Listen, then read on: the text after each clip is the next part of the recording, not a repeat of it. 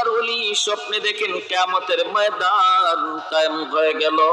ওই ময়দানে দেখা যায় মুসা আলাইহিস সালাম সহ সমস্ত পয়গম্বর এক জায়গায় জমা, আমার আপনার নবী তিনিও এক জায়গায়। ভাইরা বন্ধুরা, ওই অবস্থায় মুসা আলাইহিস সালাম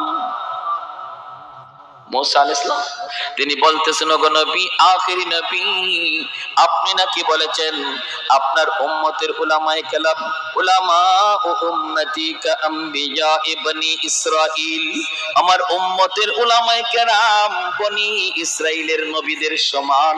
কথাটা কি আপনি বলছেন নাকি? আমার আপনার নবী বলেন, হ্যাঁ কথাটা তো আমি বলেছি।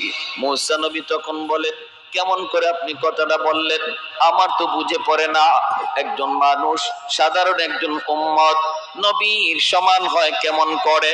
আমার তো বুঝে আসলো না।